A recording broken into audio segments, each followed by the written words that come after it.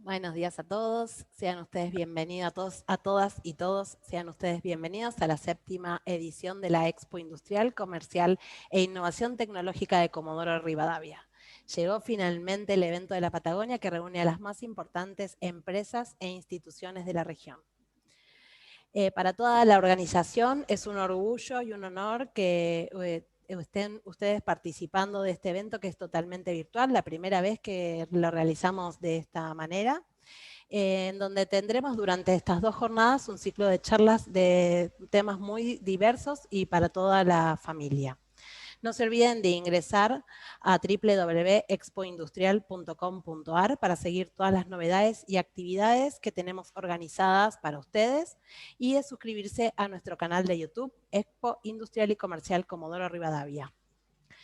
Agradecemos a Pan American Energy y, bueno, sobre todo a Sabina Trocero a través del programa PYME de Pan América que nos permite contar hoy con esta conferencia con Sebastián Campanario, que es un honor tenerlo en este evento. Voy a hacer la presentación de Sebastián para que todas y todos ustedes lo conozcan. Sebastián Campanario tiene 46 años, es licenciado en Economía y en Periodismo, fue consultor de la CEPAT, del PNUD y prosecretario de redacción de Clarín, donde por varios años escribió la columna Economía Insólita. Actualmente publica artículos en La Nación sobre temas de economía no tradicional, innovación y creatividad en su columna Alter Eco los domingos y en otras secciones y suplementos de este diario. Es expositor y colaborador de la curación del coloquio de IDEA desde hace ya 5 años. En mayo del 2016 participó como orador en el ciclo TEDx Salón. En 2017 ganó el premio Conex en la categoría Divulgación. En 2005 publicó su primer libro, La economía de lo insólito, por Planeta, que fue reeditado en 2009. En 2012 publicó Otra vuelta a la economía, por Sudamericana, junto al exministro de Economía Martín Lustó, que ya va por su 7ª edición.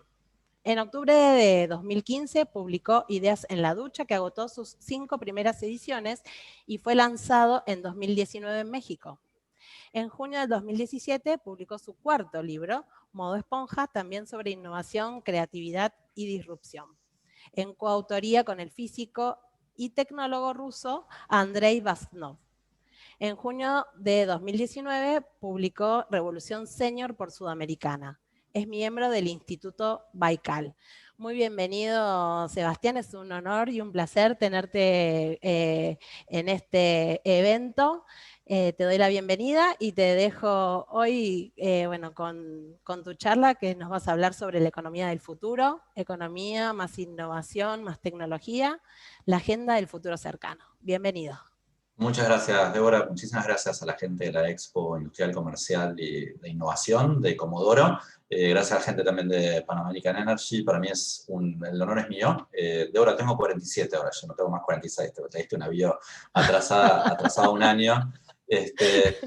Como decía recién Débora, la idea es contarles en una hora que tenemos para charlar lo más divertido, lo más interesante, lo más relevante de la agenda de cambio que estamos viviendo. Yo escribo en La Nación todos los domingos sobre estos temas y nunca como periodista, digamos, tuve tantos temas para hacer y tan poco tiempo, tan poco lugar en el espacio físico para publicar las historias que hay que publicar, porque estamos viviendo, digamos, un tiempo de cambio trepidante, ¿no? Entonces va a ser una charla un poco ortodoxa la mía. Yo soy economista, pero no va a ser una charla común de economía, sino que va a ser una charla más descriptiva del proceso de cambio que estamos viviendo.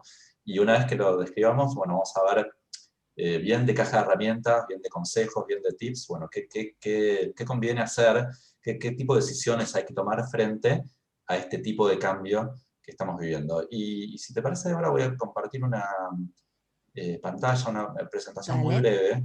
Yo en general, antes cuando era en la era presencial, compartía muchísimos slides, ahora hago un poco menos para no aburrir tanto, pero bueno, sin duda estamos viviendo tiempos interesantes, ¿no? Es la famosa frase de un historiador llamado Eric Hobsbawm, pero el otro día Mariana Enríquez, una escritora, decía que son tiempos interesantes para contarlos, no sabemos si tanto para vivirlos, ¿no? Para vivirlos es otra cosa. Pero yo de alguna manera lo que les voy a contar ahora es un material del que me nutro para las notas, para el diario, para los libros que hago y para algunos ciclos que doy en el Instituto Baikal. Este es uno que se llama Proxy, que doy los lunes sobre temas de frontera, sobre futuro cercano, y ahí invito todos los lunes a una persona que a mí me parece muy interesante a hablar de futuro, no necesariamente tecnológico, ¿no? Acá ven, no sé, de Narda Lépez hasta Tamara Tenemon, hasta Bilinkis o hasta Miriam Kargiman. Siempre viene alguien muy, muy interesante y conversamos sobre temas de futuro. Entonces, de repente hace 3 semanas vino Jorge Carrión, que es un escritor español, crítico cultural, que escribió el que para mí es el libro uno de los libros más interesantes sobre el cambio en este 2020, que se llama Lo Viral. Lo Viral hace alusión tanto al COVID como a la viralidad, digamos, de contenidos, de plataformas, etc. Y hay una primera capa de cambio, ¿no? para conversar, que es el más obvio y el más, por el que más leemos en los diarios, que tiene que ver con la ultra aceleración de algunas tendencias que ya venían lanzadas, pero que se esperaba que se desplegaran, no sé, en 3, 5, 10 años, y se desplegaron completas en este 2020 digamos, por el impulso de la pandemia. Ahí el cambio más obvio, la avenida de cambios más obvios, tiene que ver con todo lo que es la digitalización, ¿no? El teletrabajo, la telemedicina, la teleeducación, etc. Todo vinculado a los avances que estamos viendo en inteligencia artificial. Esto que ven acá es un artículo que salió en el Guardian hace 1 mes y medio, escrito completamente por un sistema nuevo de procesamiento del lenguaje natural que se llama GPT-3, que es 150 veces más poderoso que la versión anterior y que ya permite, por ejemplo, que haya artículos de investigación, que haya poesía, que haya, no sé, ahora estamos hablando nosotros y queremos que nuestro diálogo esté en el tono de lo que le hubiera dicho Borges, digamos, GPT-3 lo puede hacer, muchas cosas que parecen de ciencia ficción, pero que en realidad implican un mayor músculo computacional. Hace ya casi 10 años, este señor, se llama Marc Andreessen, que es un inversor, emprendedor, ingeniero norteamericano, dijo una frase muy famosa en el 2011, que es que el software, la computación se está comiendo al mundo.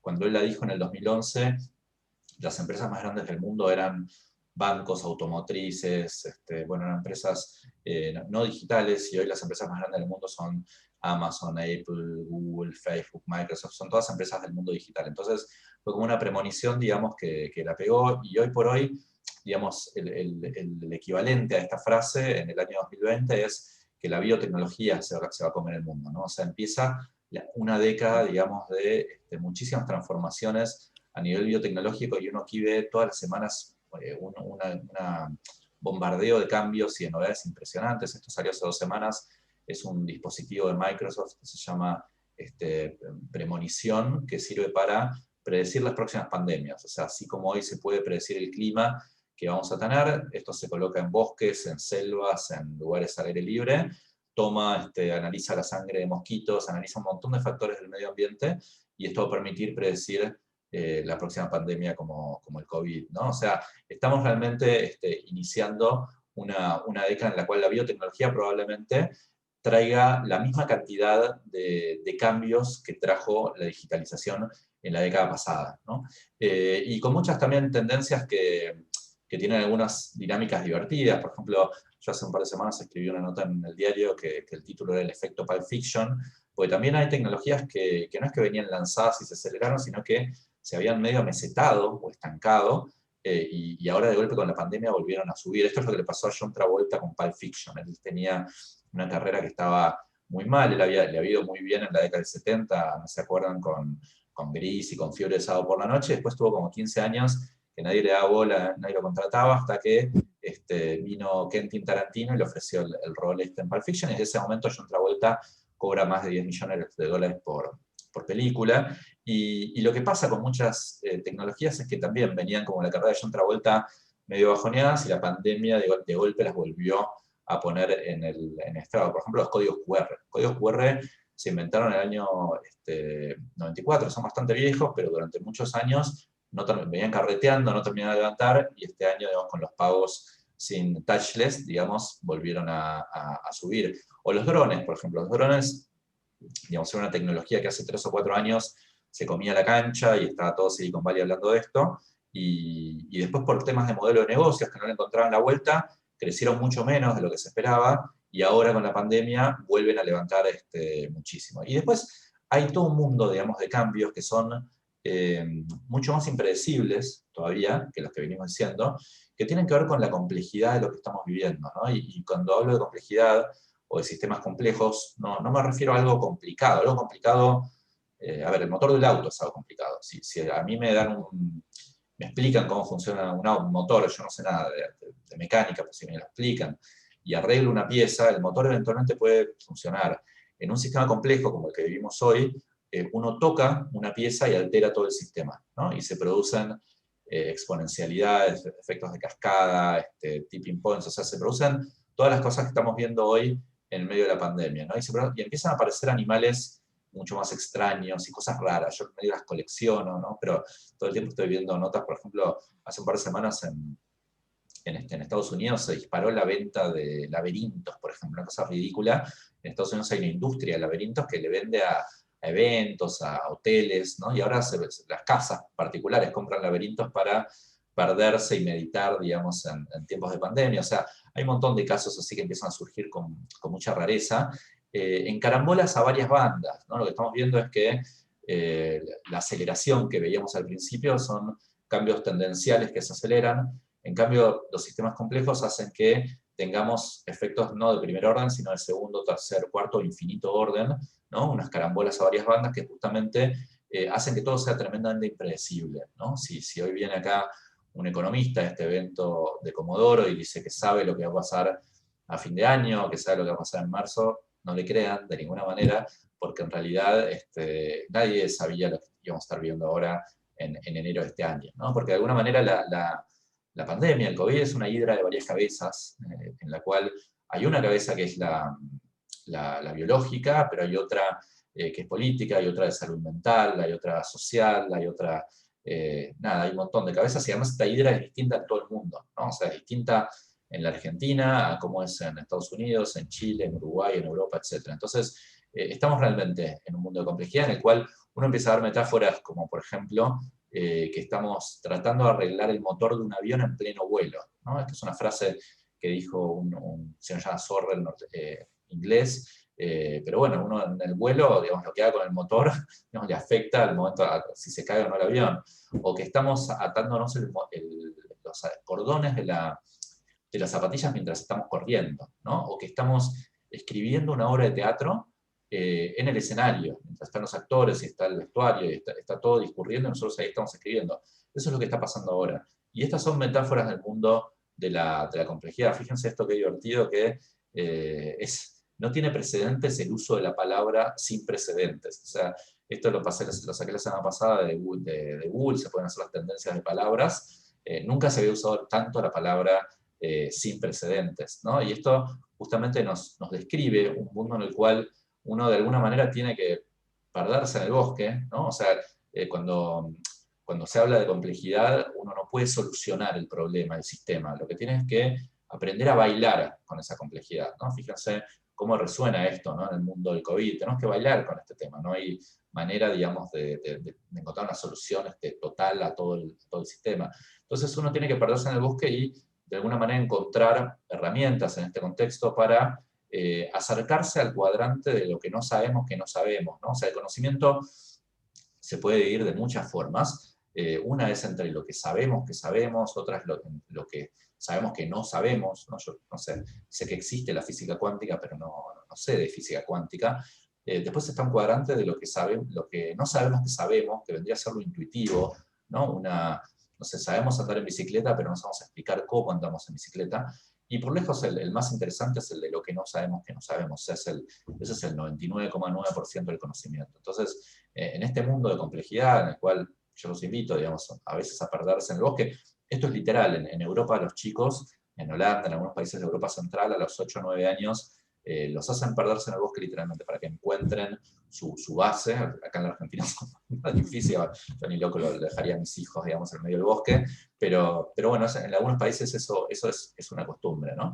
Y también, digamos, tener en cuenta que en este mundo de complejidad paga mucho más la persistencia, ¿no? La suerte, de alguna manera, es una función del azar y de la velocidad de interacción con el azar. Nosotros al azar no lo podemos controlar porque es el azar, ¿no? Pero a nuestra velocidad de interacción con el azar sí la podemos controlar. O sea, hay una parte de la ecuación en la complejidad que sí podemos controlar. Y esa velocidad de interacción es hacer cosas distintas. O sea, es ir a charlas de gente que uno no conoce, es tomar clases, es estar en redes sociales, conocer gente distinta, etc. Entonces, hay una parte, digamos, de la ecuación de la suerte, entre comillas, que hace que podamos generar lo que se llaman cisnes negros positivos, digamos, con mayor asiduidad. Y hay 1000 casos en el mundo de la cultura, de la creatividad, del entretenimiento, de gente que, bueno, tuvo un premio a la persistencia, ¿no? O sea, yo no sé, Débora, si vos sabés a cuántas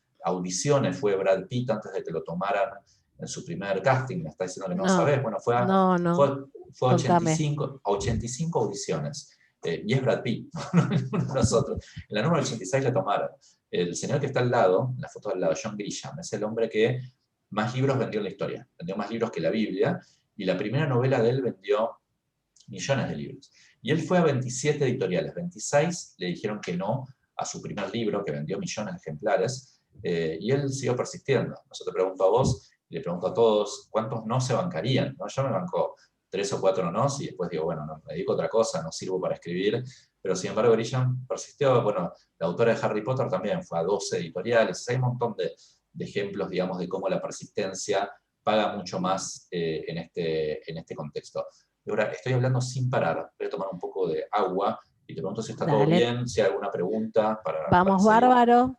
Y aprovecho para hacerte una pregunta, Sebastián. ¿Qué otros cambios interesantes estás viendo en la economía del futuro, además de los tecnológicos?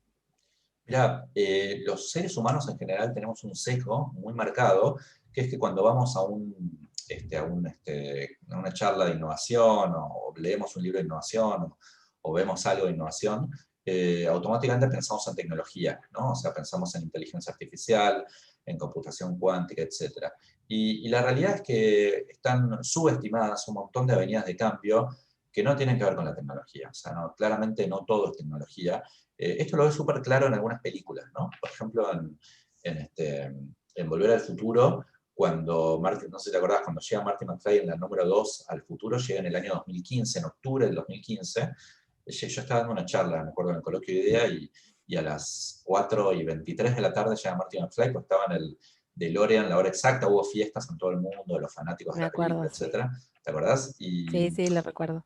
Y te acuerdas que él llega a un mundo que estaba lleno de autos voladores, de zapatillas que se estaban solas, de hoverboard, pero en ese mundo no había gente del mismo sexo caminando por la calle, como vemos hoy, digamos. O sea, todo lo que tiene que ver con cambios sociales es mucho más difícil de predecir. En 2001, Odisea del Espacio, la película de Kubrick, él la filma en el año 1969, transcurre en el 2001, ¿no? Y él imagina un futuro lleno de naves de viajes intergalácticos, de naves espaciales, etcétera.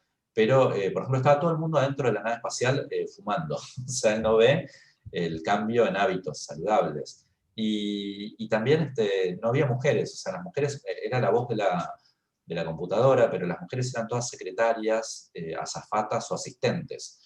Kubrick no ve la revolución de género de la década del 70. Entonces, digo, es interesante ver el mundo de las películas para ver cómo en general tendemos a subestimar otro tipo de cambios. Yo lo que veo hoy es, en algunas avenidas de cambio, como el tema género, por ejemplo, el tema, te vi a vos, Débora, que bueno, decías a todas todo el tiempo, eso no pasaba hace 2 años o hace un año. El tema de hábitos saludables, el tema de nuestra relación con el trabajo, el tema de nuestra relación con la ecología, etc., están teniendo, digamos, transformaciones y patrones de cambio que por ahí son tan exponenciales como el de la inteligencia artificial, o el de la biotecnología, o el de la computación cuántica, ¿no? Y en general, nosotros tendemos a subestimarlos, digamos, hay varios huracanes de cambio, la tecnología es uno solo, ¿no? Pero bueno, está el cambio climático, está la demografía, el último libro mío es Revolución Senior, habla del cambio demográfico, el ciclo político, ¿no? Ayer tuvimos elecciones en Estados Unidos, estamos todavía viendo cuál es el resultado, pero digamos, ese es un factor fundamental del cambio que vamos a vivir, ¿no? El riesgo biológico también. Me parece que hay, digamos, hay un montón de avenidas que son interesantes más allá de la tecnología para ver cómo es el cambio que viene, ¿no? Te veo, se te congelaste un poquito, te veo, ¿estás escuchando todo bien? Todo bien, perfecto. Sí, Bárbaro, buenísimo. eh, en la práctica, aprovecho para hacerte una consulta. En la práctica, ¿qué implica todo esto para nuestras decisiones, todo esto que estás contando para nuestras decisiones cotidianas?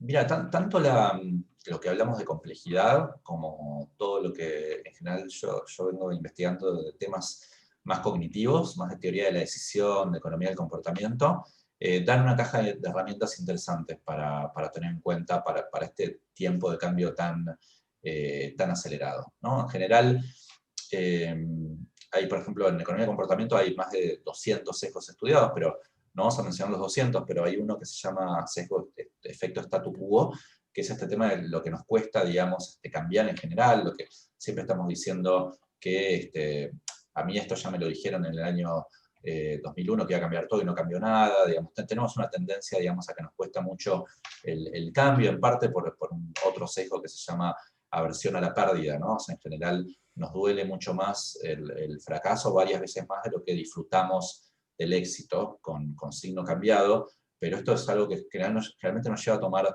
decisiones muy conservadoras. Dentro del sesgo de statu quo hay uno que a mí me gusta mencionar, que en una nota de La Nación lo bauticé efecto Pancho La Molina, que es lo que se llama el sesgo de omisión. Pancho La Molina, no se acuerdan, en un árbitro que era famoso por el siga-siga, porque venían un jugador de fútbol y lo pateaba al otro, lo mataba y él decía siga-siga, no pasó nada. Todavía antes de la tecnología VAR.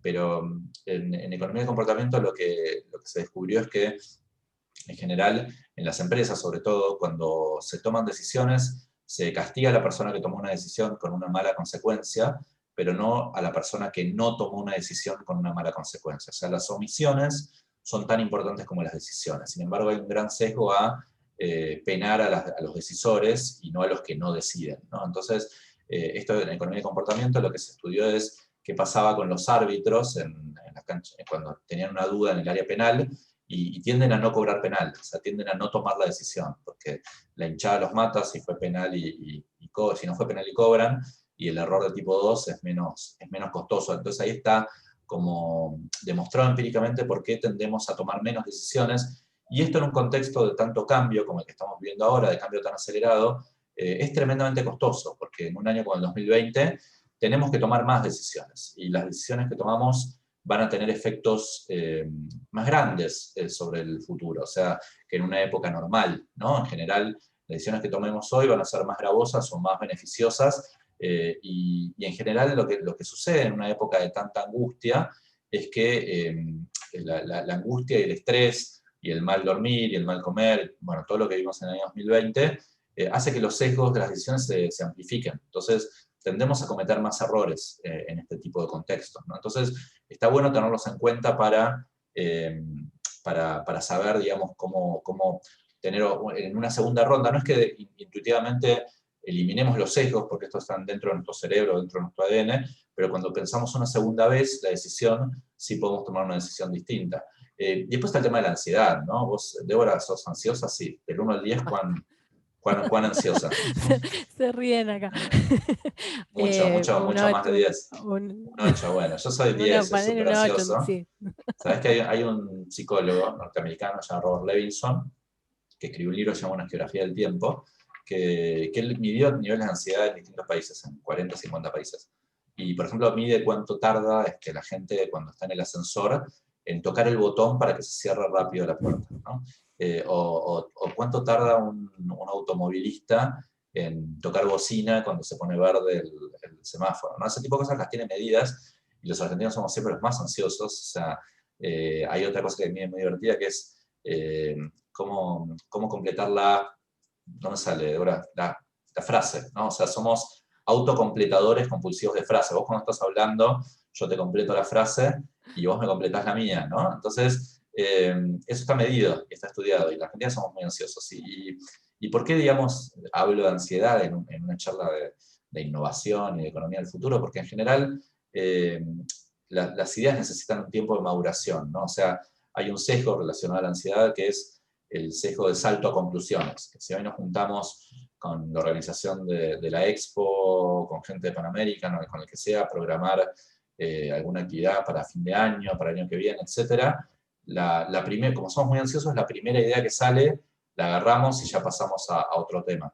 Y uno necesita un tiempo de maduración de las ideas, ¿no? Yo como periodista lo que descubrí es que la mayor calidad creativa de los artículos o de las charlas o los capítulos de libros tienen que ver con el tiempo que puedo dejar pasar entre que se me ocurre la idea y que la idea sale publicada, ¿no? Porque en ese tiempo surgen caminos oblicuos, ¿no? Y uno empieza a hablar con, no sé, con físicos, con biólogas, con gente que no es obvia, ¿no? Yo cuando laburaba en Clarín era editor de economía política hace 15 años más o menos, y ahí uno en el día a día es muy difícil ser creativo e innovador porque hay que llenar 4 páginas, entonces son pocos los riesgos que uno puede tomar.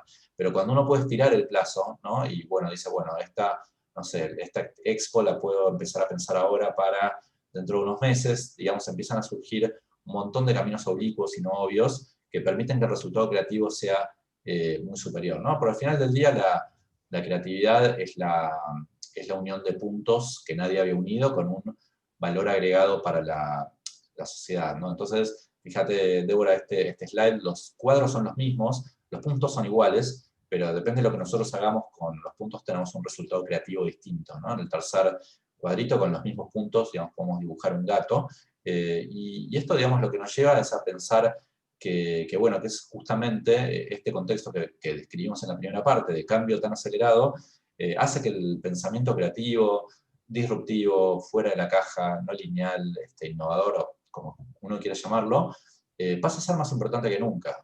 ¿Por qué? Porque así como hay tecnologías y cosas buenas que están teniendo un patrón de crecimiento exponencial, también hay desafíos, digamos, desafíos o deterioros exponenciales. El cambio climático es un deterioro exponencial, no sé, el COVID es un deterioro exponencial. Entonces, nosotros, para solucionar esos problemas, tenemos que tener respuestas muy distintas a las que veníamos teniendo, ¿no? Tenemos que tener soluciones, como se dice, fuera de la caja o completamente disruptivas, porque con el aumento incremental de la ciencia y la tecnología no llegamos a taclearlos. Y lo que sucede con el COVID, de alguna manera, es una gran limitación, y las limitaciones a veces promueven la creatividad, ¿no? Hacen que florezcan ideas como hongos estamos viendo ahora. Fíjate que mira, yo tenía un jefe, me acuerdo, en una redacción que me decía que su mejor musa inspiradora era el deadline, ¿no? Cuando tenía que entregar la nota, digamos, ahí llegaba la inspiración creativa. Y hoy, de alguna manera, claro, hoy tenemos todos un enorme deadline arriba, que es el contexto de la pandemia, y esa limitación muchas veces hace que es un gran promotor de ideas. Yo estoy escribiendo un montón sobre temas de economía de la pasión, por ejemplo, que si querés después en la parte de diálogo podemos profundizar un poco, pero digo, hoy, como te decía al principio, estoy viendo por todos lados ideas un patrón, digamos, de aparición de nuevas ideas que yo nunca había visto como periodista, ¿no? Bueno, que tomo mi taza Becal y aprovecho para tomar un poco de aire. ¿Venimos bien? Venimos bárbaro, bárbaro. Vos a nivel personal, Seba, ¿sos optimista o más bien pesimista respecto Mira, a este tema? sí, está buenísima la pregunta. La verdad es que, mira, yo te conté al principio, ¿no? Cuando hago las clases estas de proxy los lunes, yo ahora voy por 50, vinieron 50 personas, una más interesante que la otra, Qué y bueno. lo que uno descubre es que ¿viste? El optimismo, el pesimismo está muy en medio en el ADN de cada uno, ¿viste? O sea, en general uno eh, puede agarrar puntos de la realidad para construir un relato más distópico o agarrar puntos de la realidad para construir un relato más utópico, ¿no? Y la realidad es que es difícil decir quién tiene razón y quién no. Hay varios relatos de futuro, cuando uno habla de futuro. Algunos tienen que ver más con la continuidad, otros con la adecuación a límites, otros con una distopía, ¿no? De colapso, y otros esperemos que sea así, con una transformación. A mí me gustó mucho una palabra de un filósofo norteamericano que habla de la ambitopía, que es como una especie de Corea del Centro, o de Avenida del Centro, entre la distopía y la utopía, ¿no? Que es pensar que estamos en un mundo con señales distópicas, como el COVID, por ejemplo, pero esas señales nos van a permitir torcer el timón, digamos, y llegar a una realidad un poco más amable. A mí me gusta mucho un concepto de una escritora francesa que se llama Marguerite Yourcenar, que ella, bueno, lo dijo, como todos los franceses escriben así muy farragoso, pero el resumen de la idea de ella es que los optimistas y los pesimistas al final del día llegamos al mismo lugar, que es la realidad. O sea, por ejemplo, de acá a marzo nos encontramos todos en la realidad, o sea, la gente pesimista y la gente optimista. Pero en el camino los optimistas la pasamos un poco mejor, nos angustiamos un poco menos. Entonces, ese es como si querés, un buen argumento de obra para no ser tan pesimista. Y relacionado con esto hay un concepto también que me gusta mucho, creo que tiene mucho sentido en un año de pandemia como el 2020, que es de un escritor llamado Viktor Frankl, que es un sobreviviente de Auschwitz. Este es un libro clásico. Yo ahora, una de las cosas que hice en la pandemia fue reordenar las bibliotecas con mi mujer y con mis hijos, y redescubrir libros que por ahí no leí nunca o que leí hace más de 10 años, que lo mismo si no se hubiera leído nunca, bueno, no me acuerdo nada. Y uno de los que agarré es este libro, que se llama El hombre busca un sentido, y tiene muchas cosas buenísimas para aplicar en esta pandemia, pero tiene una que me parece particularmente interesante, que es que él lo que dice es que cuando él estaba en Auschwitz, lo que observó es que la gente que no sobrevivía era o bien la gente que era demasiado optimista, porque pensaba que iban a venir los aliados la semana que viene a liberarlos, y como no pasaba, se frustraba y se terminaba deprimiendo. Y tampoco sobrevivía la gente demasiado pesimista, porque también afecta a tu sistema inmunológico estar deprimido, etcétera, y esa gente no sobrevivía. Y él lo que decía es que de alguna manera hay que volverse un experto en expectativas intermedias, ¿no? O sea, tener la idea de que, bueno, en algún momento vamos a tener una realidad un poco mejor a la actual, pero bueno, probablemente no sea la semana que viene ni la otra, sino que sea en un mediano plazo. Me parece que hoy por hoy, digamos, si hay que ir con una caja de herramientas a este mundo que estamos viviendo, esta de las expectativas intermedias a mí me parece particularmente piola. Y termino con una referencia a Lost. ¿Viste Lost, Deborah? No, ¿No la viste? tengo Bueno, que... hay muchos... No, No. bueno, tiene varios años ya, por ahí en otra época tenías más tiempo, pero es una serie fantástica, de género fantástico, y también a mucha gente le gusta mucho. Yo una vez para el diario, para La Nación, entrevisté a los guionistas, a dos guionistas que habían venido, y ellos me contaban que tenían por contrato, tenían la obligación de escribir un guión en el cual, por cada respuesta que daban, tenían que abrir dos nuevas preguntas, ¿no? Entonces, lo que había en la serie era una especie de exponencialidad de preguntas. O sea, por cada respuesta que aparecían dos preguntas más, y en el último capítulo, digamos, había como, no sé, 1064, 2000 preguntas sin responder. Por eso, en general, en este tipo de series, al final la gente se queda con sabor a poco, pues es imposible responder las 2000 preguntas abiertas, pero en el medio, digamos, el proceso te genera una fascinación muy increíble. Y a mí lo que me pasa hoy como periodista, mirando esta realidad, es eso, ¿viste? Que aparece una respuesta a algo y dos nuevas preguntas, ¿viste? Así con todo, y si sos una persona medianamente curiosa y tenés adrenalina periodística para que las cosas, para hacerte preguntas y todo, es un periodo, como decía al principio Mariana Enríquez, muy lindo por lo menos para contarlo, no sabemos si tanto para ser vivido. Y si te parece, ya nos queda un ratito para alguna pregunta y yo Sí, dejo de sí, compartir la presentación. sí, todavía tenemos un ratito. Muchas Buenísimo, gracias, la verdad, o sea, muy, muy interesante todos buenísimo. los temas que tocas y cómo nos los contás, ¿no?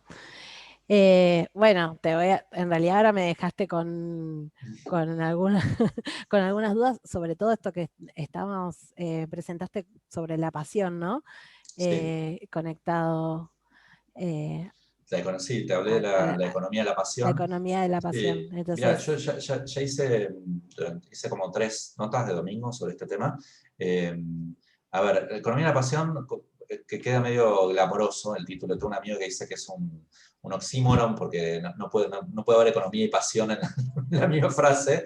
Hay otros que le dicen menos glamorosamente economía del rebusque digital. Tiene varios nombres. Básicamente es la aparición en este año de muchas plataformas y tecnologías y modelos de negocios que permiten que gente que está en el mundo de la producción de contenidos, de la producción creativa, pueda llegar directamente a sus consumidores finales sin un intermediario, ¿no? O sea, qué sé yo, un newsletter, una mm, clase directa. Y cuando hablamos de industrias creativas, te la digo en sentido muy amplio, ¿no? No es solamente, no sé, escritores o artistas o pintores, sino profesores universitarios, consultoras, instructores de yoga, etcétera, etcétera. Y hay un montón de ejemplos, y esto es disrupción en el sentido más clásico. Hay un teórico de la disrupción que se llama Clayton Christensen, un profesor de Harvard que falleció hace unos meses, que él decía que la disrupción es cuando algún nuevo modelo de negocios o alguna nueva tecnología permite que gente que antes no era consumidora pasa a ser consumidora, y que gente que antes no era productora pasa a ser productora. Es como que un no mercado se transforma en un mercado. Te doy un ejemplo concreto. Airbnb, ¿viste? La plataforma sí, para ir a viajar y ir a un departamento. Vos ahí tenías gente que antes por ahí era dueña de un departamento, pero no lo quería alquilar por 3 años, o etcétera, y esa gente no lo ofrecía, ¿no? Y del otro lado tenía gente que por ahí quería irse de viaje, pero no le alcanzaba la plata para pagar un hotel bueno, o quería más un sabor local en el viaje, etc. Entonces juntaste a dos puntas que antes no existían en un nuevo mercado. Y la economía de la pasión es algo parecido. O sea, hay plataformas nuevas que lo que permiten es que vos, si el día de mañana, no sé, querés dar una clase sobre algún tema, o querés conectarte directamente con gente interesada en un tema, puedas vía Zoom, como estamos haciendo ahora, que es gratuito, o vía otra plataforma, llegar. Y también del otro lado hay gente que de alguna manera también en la pandemia se acostumbró a pagar por algunas cosas. Yo el otro día a mi hija más chica, Olivia, no sé, la anotamos en un zumpamento, ¿viste? En un zumpamento de Halloween, y ¿sabes cuánta gente había? Había 1000 personas, y tuvieron qué bárbaro. no era barato, iba a pagar una entrada como para ir al teatro, y tuvieron que abrir otra función más este sábado porque se llenó el zumpamento, que eran 1000 familias en el living, viste, armando una carpa, 3 horas jugando, digamos, todo el sábado a la noche. Una cosa insólita que, Dios, jamás te lo hubieras imaginado, digamos, hace unos pocos meses. Entonces, a mí me parece que hay un fenómeno que es súper interesante. Por ahí suena un poquito naif porque, digo, es un fenómeno también que explota en Estados Unidos, y en países como la Argentina un poco menos, pero hay gente que está dispuesta a ponerle. Viste que siempre se dijo que con Internet nadie iba a pagar por contenidos porque era todo gratis, y ahora lo que está pasando de alguna manera es que está en la tormenta de información que hay gente que está dispuesta a pagar algo, poquito, algo razonable, por alguna curación de esos contenidos, ¿no? Entonces, yo traigo un caso que me dijeron que yo no conocía. En Instagram hay un montón, hay varias personas que son expertas en sueño de bebés, ¿no?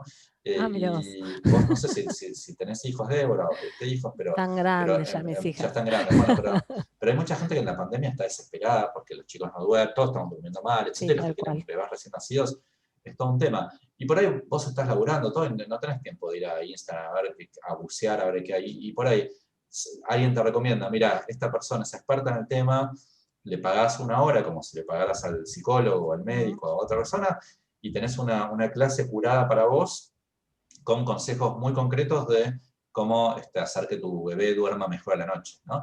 Entonces, digo, de ese tipo de micromundos tenés un montón, y de nuevo, no es una uberización de la economía, que hoy es mala palabra, porque eso te chupa toda la sangre, o sea, te saca más del 50% de tu ganancia, y lo que es peor, te saca tu individualidad, ¿no? Porque vos cuando estás en una de estas grandes plataformas, trabajás para la plataforma y no tenés chance de protestar nada. En cambio, la economía de la pasión lo que hace es remarcar tu individualidad. O sea, que vos, tu clase, Débora, sea algo tan único que, bueno, otra gente no va a ir a otros lugares a tomar esa clase con vos, ¿no? Perfecto, clarísimo. Buenísimo. Bueno, tengo una consulta personal esta. Vos sabés que yo estoy en los 49 años y creo que vos tenés buenas noticias para darme. Y bueno, entonces un poco hablar de cómo impactan los cambios en las diferentes generaciones, qué pasa bueno, con esta gente que está en más 45, más 50. Buenísimo. Mira, eh, sí, yo tengo, como te decía, tengo 47 y cuando tenía 45 me puse a escribir un libro que se llama Revolución Senior, salió el año pasado por Ujú. Sudamericana. Este año se vendió un montón por la pandemia, por el tema de la gente de más de 60 que está más en la casa, etcétera, y producto de eso también empecé a hacer cursos de Revolución Senior que ya hice 3, anduvieron súper bien en el Baikal.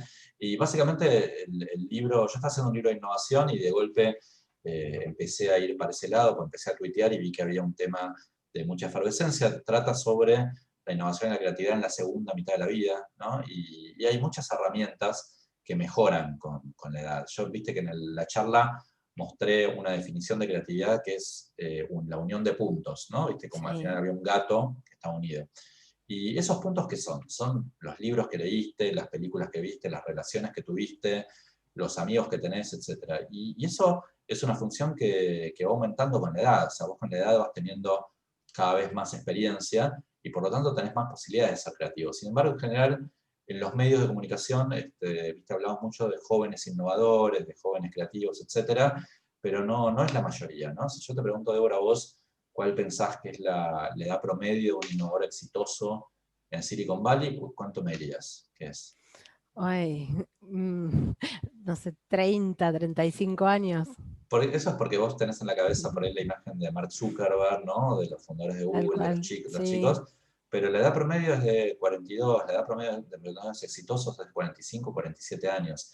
La tasa de éxito de un emprendedor mayor de 45 o emprendedora mayor de 45 es 3 veces más grande que la de uno de menos de 30, ¿no? Porque hay, como te decía antes, hay un montón de habilidades que van mejorando con la edad. O sea, y no solo la creatividad, tu madurez emocional, tu manejo del ego, saber qué batallas dar y cuáles no. Te puedo mencionar un montón que van mejorando. Y eso se combina con un mundo en el cual demográficamente, por primera vez en la historia, tenemos más gente de 65 años en el mundo que menores de 5 años. O sea, siempre en toda la historia de la humanidad vos tuviste una pirámide demográfica que es una campana, ¿no? Que se va extendiendo en las puntas, y ahora tenés una pirámide demográfica que es un rectángulo, ¿no? Tenés como la misma cantidad de gente en cada segmento etario. Y no es tanto, digamos, que se haya extendido mucho la vida límite, que sigue siendo el récord, sigue siendo de 123 años, una señora francesa, y ahí tengo una buena noticia para darte, Débora, que es a que ver, contame. de las 100 personas más longevas del mundo, adivina cuántas son mujeres.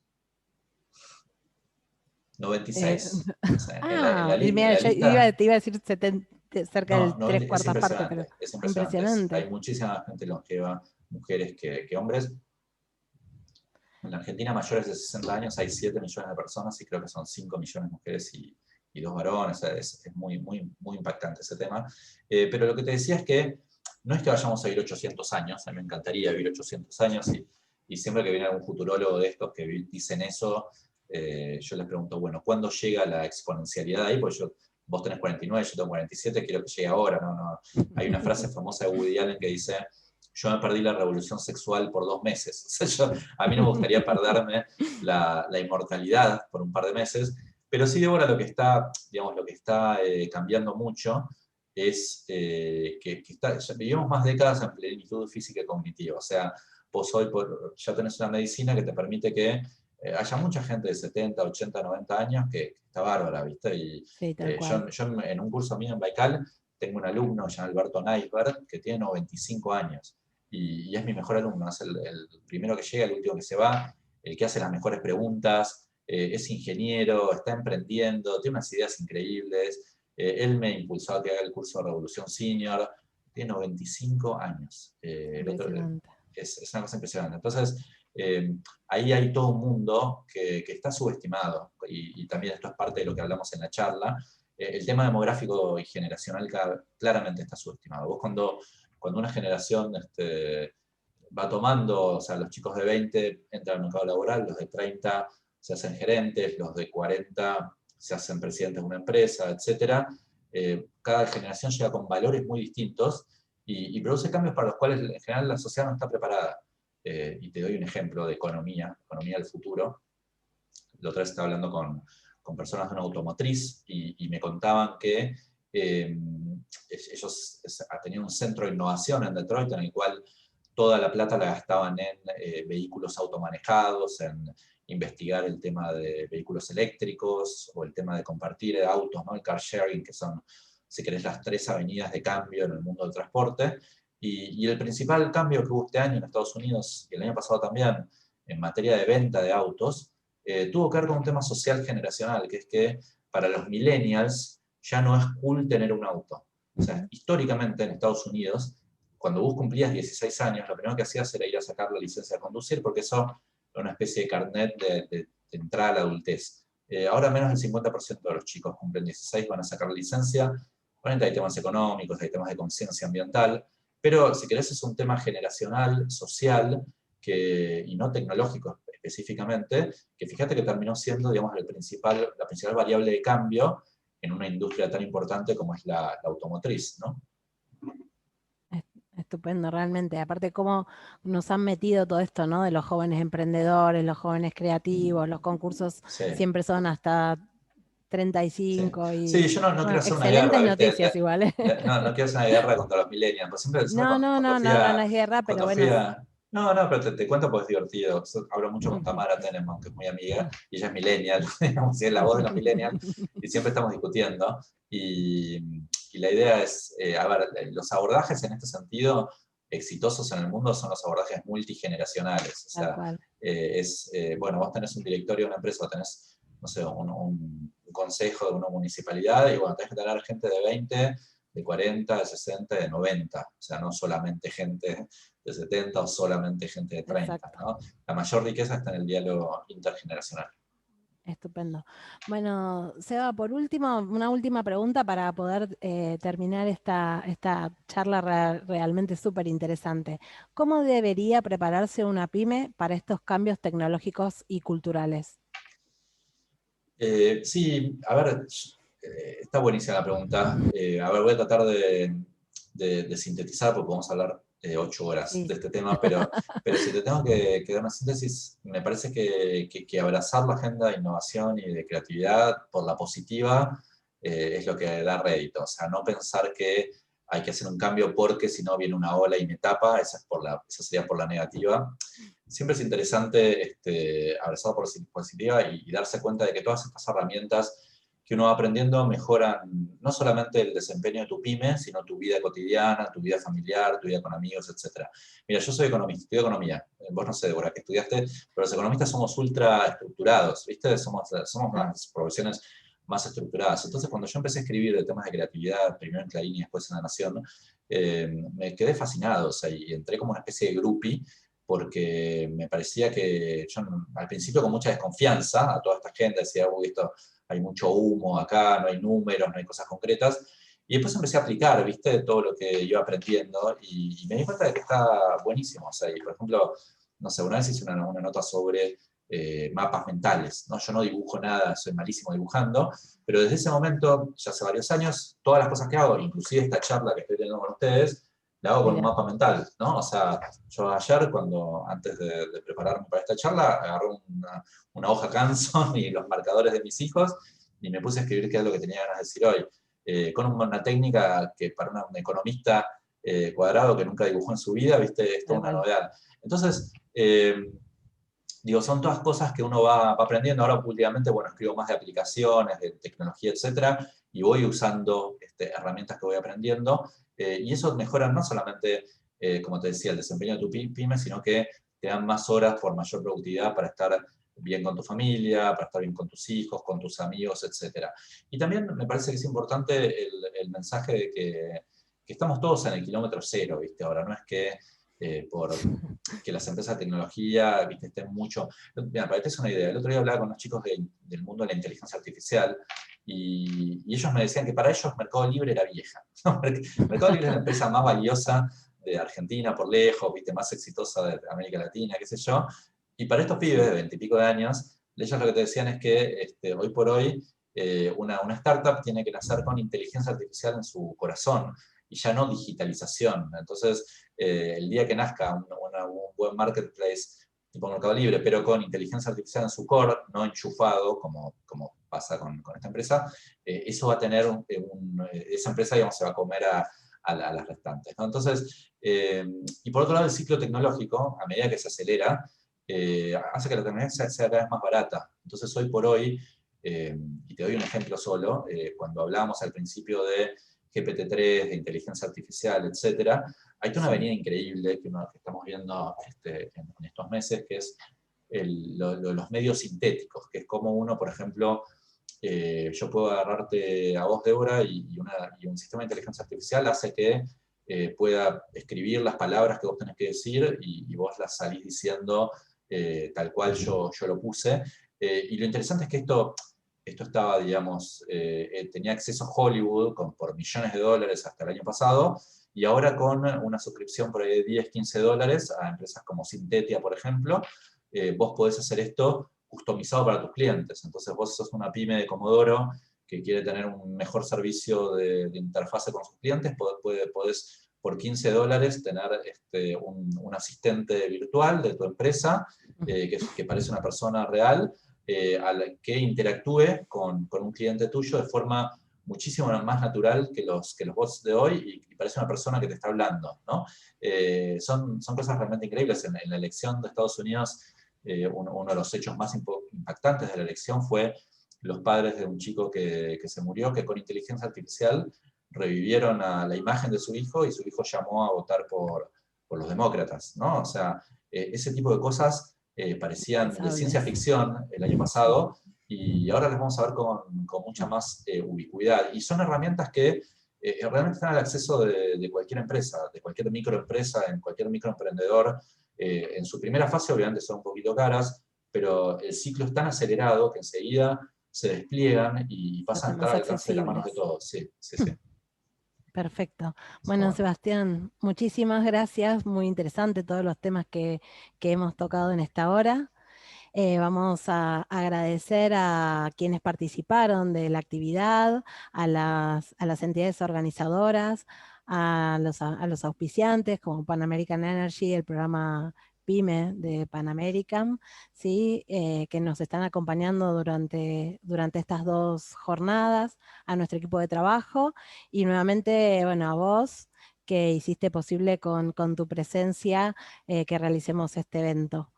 Gracias, Débora. La verdad que para mí fue un placer, un gusto. Muchísimas gracias a la organización de la Expo, a Pan American, bueno, a todos los organizadores. Para mí fue un placer, y lo que quieran, Débora o la gente que escuche esta charla, seguir conversando. Yo estoy en Twitter, en todas las redes sociales, así que si quedó alguna duda, alguna pregunta, me pueden seguir en Seba Campanario, y por ese lado seguimos dialogando.